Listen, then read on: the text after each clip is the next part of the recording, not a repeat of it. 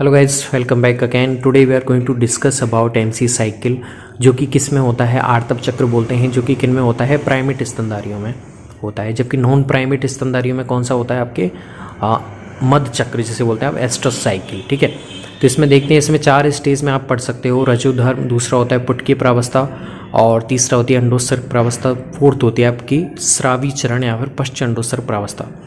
अब देखें हम, ये 28 दिन में आपका एक एमसी साइकिल होता है, जिसमें 0 से 7 दिन तक आपके रजोधर्म होगा, 7 से 14वें दिन के अंदर फॉलिकुलर फेज आएगी, 14वें दिन अंडोत्सर्ग प्रावस्था आएगी, और 15वें दिन के बाद में 28 दिन तक आपका कौन सी चलेगी, पश्च अंडोत्सर्ग प्रावस्था। तो इसमें हमने कुछ चक्र बताए हैं, और गर्भाशय चक्र का जो स्तर है एंडोमेट्रियम, वो किस तरह से परिवर्तित होता है।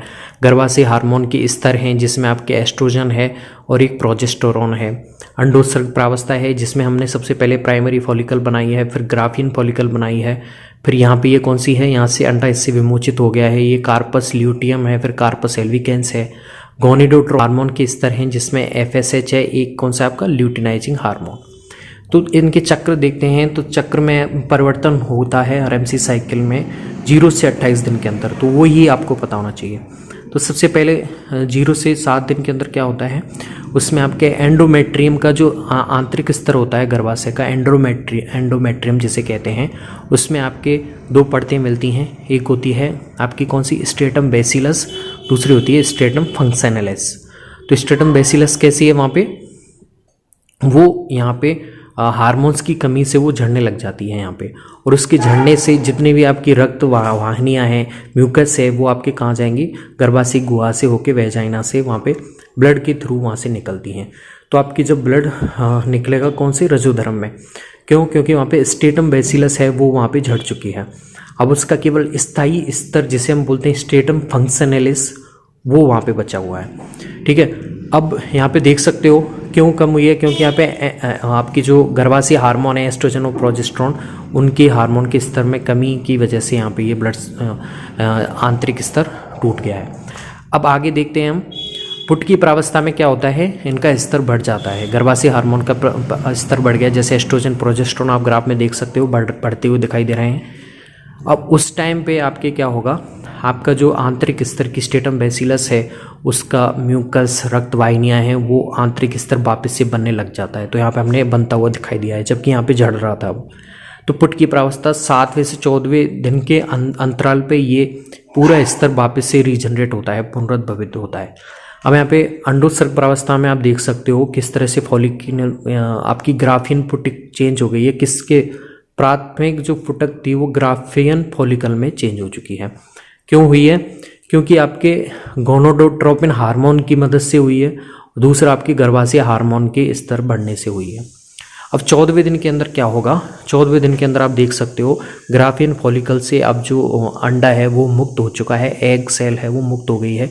क्यों हुई है, क्योंकि यहाँ पे गोनाडोट्रोपिन हार्मोन, ल्यूटिनाइजिंग हार्मोन का स्तर सबसे ज़्यादा बढ़ गया है 14वें दिन के अंदर। इसीलिए से एमसी साइकिल में 14वें दिन को क्या बोलते हैं आप, LH surge day. LH hormone की अत्यधिक मात्रा से ये एग विमोचित हो गया है। तो यहाँ पे एस्ट्रोजन हार्मोन है, गर्भाशय हार्मोन, उसकी भी मात्रा सर्वाधिक है। ठीक है, उसकी वजह से यहाँ पे एग सेल मुक्त हो गया है। अब बढ़ी हुई जो हार्मोन है, चाहे वो ल्यूटिनाइजिंग हार्मोन हो, चाहे वो आपके एस्ट्रोजन हो, वो क्या करवाते हैं, आपके एंडोमेट्रियम पे उस एग का आरोपण करवाएंगे, इम्प्लांटेशन करवाएंगे। अगर वो निषेचित हो जाता है, तो निषेचित हो जाता है तो आपकी ग्राफियन फॉलिकल किस में चेंज हो जाएगी, कार्पस ल्यूटियम में। और कार्पस ल्यूटियम क्या करवाता है, प्रोजेस्टेरोन हार्मोन का सीक्रेशन करवाता है।